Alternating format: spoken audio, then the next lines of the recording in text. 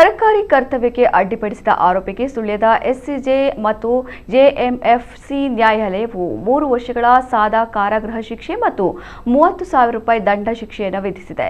ರಾಘವನ್ ಯಾನೆ ಕೋಳಿಕರಣ್ ಈ ಪ್ರಕರಣದ ಆರೋಪಿ. ಸರ್ಕಾರಿ ಕರ್ತವ್ಯಕ್ಕೆ ಅಡ್ಡಿಪಡಿಸಿದ ಆರೋಪದ ಮೇಲೆ ರಾಘವನ್ ಯಾನೆ ಕೋಳಿಕರಣ್ ವಿರುದ್ಧ ಸುಳ್ಯ ಪೊಲೀಸ್ ಠಾಣೆಯಲ್ಲಿ ಕೇಸು ದಾಖಲಾಗಿತ್ತು. ಬಂಧಿತನಾಗಿ ಪೊಲೀಸರ ವಶದಲ್ಲಿದ್ದ ಆತ ಬಳಿಕ ಪರಾರಿಯಾಗಿದ್ದನೆಂದು ಆರೋಪಿಸಲಾಗಿತ್ತು.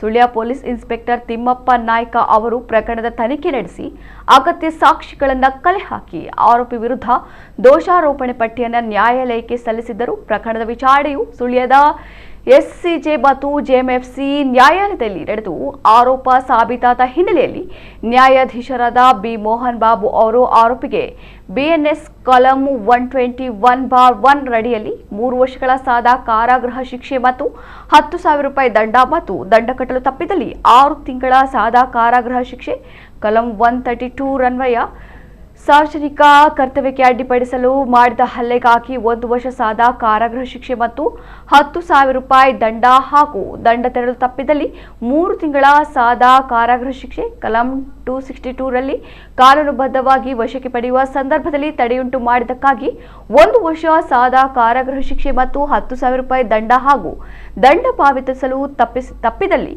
3 ತಿಂಗಳ ಸಾದಾ ಕಾರಾಗೃಹ ಶಿಕ್ಷೆ ವಿಧಿಸಿ ತೀರ್ಪು ನೀಡಿದ್ದಾರೆ. ಈ ಪ್ರಕರಣದಲ್ಲಿ ಸರ್ಕಾರದ ಪರವಾಗಿ ಸಹಾಯಕ ಸರ್ಕಾರಿ ಅಭಿಯೋಜಕರಾದ ಕುಮಾರಿ ಪ್ರೀತಿ ಎಂಸಿ ಅವರು ವಾದ ಮಂಡಿಸಿದರು.